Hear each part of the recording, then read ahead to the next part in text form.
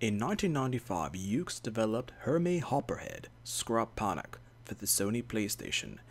The video game was only released in Japan, but what's interesting is that even though there was only basic coverage of it in Western media, most gamers who learned of the character were from the well-informed GameFound article which praised the game, as well as the in-depth interviews with the game's creators. But at the same time, other data discovered mention that the game isn't all that revolutionary in terms of a platforming video game adventure.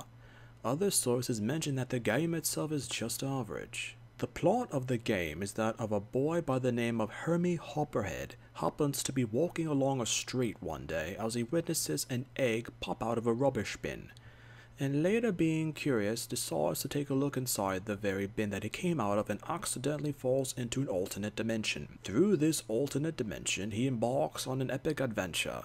Aspects of the alternate dimension deals with rubbish and waste, which comes from the game's title of Scrap Panic. The dynamics of the game are actually that of bizarre similarities to Mario and Sonic platforming, where items can be obtained to power up Hermie or to give him different abilities. Eggs can follow Hermie as he travels through the different levels, and how the eggs follow him are reminiscent of Yoshi's Island, but in detail these eggs are actually animal friends of Hermes that can attack or support depending on the situation needed or required. Pressing a button will cause them to break out of the egg to either attack nearby enemies or to collect items nearby on screen.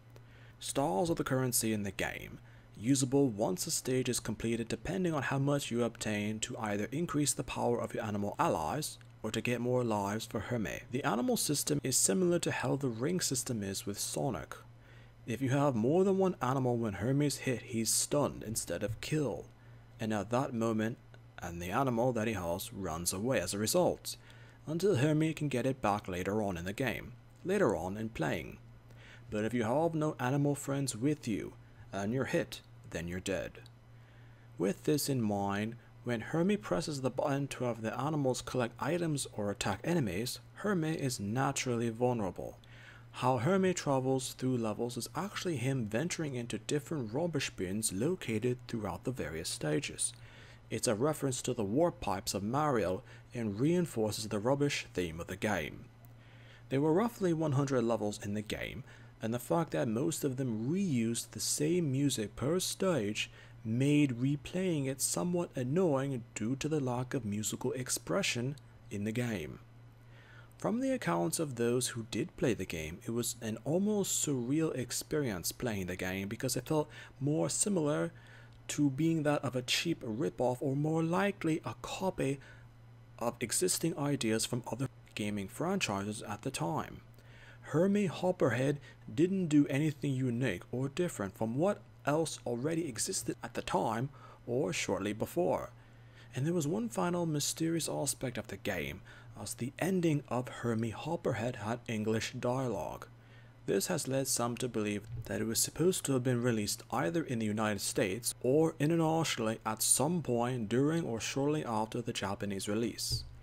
But from what information is known, the game had mixed reviews and reactions from Japanese gaming sources and critics.